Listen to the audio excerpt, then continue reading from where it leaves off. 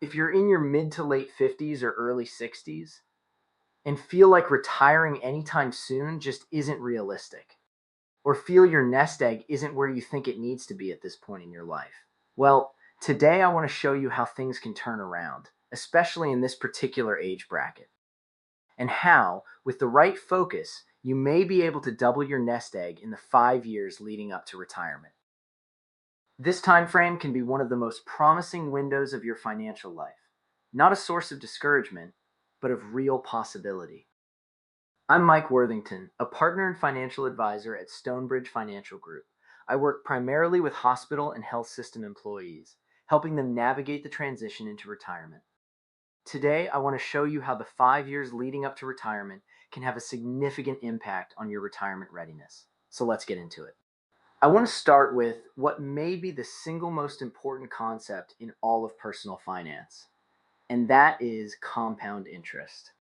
Albert Einstein reportedly called compound interest the eighth wonder of the world, saying that those who understand it earn it, and those who don't pay it. It's a simple concept in theory, but it can be surprisingly difficult for us to visualize. Here's a classic example.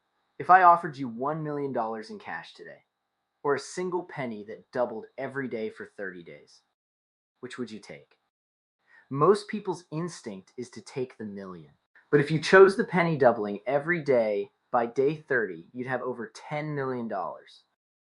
Our brains just aren't wired to see exponential growth coming. Now, there's no investment that doubles every day, but the principle is exactly the same when it comes to long-term investing. Even using a more conservative assumption, let's say 7%, the compounding effect over time is significant. The S&P 500, for instance, has historically averaged a return of around 10% per year over the long term. Of course, markets don't deliver average returns every year, and future returns are uncertain. And here's the key insight. The gains in your final working years may be larger than anything you saw in your 30s or 40s, simply because the base has grown so much. Let me walk you through a hypothetical example. Let's say Bill and his wife Pam are both 60 years old. Their target retirement expenses are around $7,000 per month. At 65, they expect to receive a combined $4,500 per month from Social Security. Filling that gap would require a portfolio of around $750,000, so their goal is roughly to double their current nest egg over the next 5 years. Working in a major hospital system, they've accumulated $375,000. That leaves a $2,500 monthly income gap. The math suggests they'd need to add approximately $37,500 per year in new contributions on top of market growth. That's roughly 10% of their current nest egg annually. Now, if you're using a more conservative return assumption, say 5%, the required savings rises. This is exactly the kind of planning conversation worth having with a financial advisor. So the question becomes, where does that money come from? Most people in their 30s and 40s feel the squeeze, while later on in life, if one's mortgage is paid off and household expenses decline, they might have an additional funds to save annually. With a $1,500 monthly mortgage, this would free up $18,000 per year, almost halfway to the goal right there.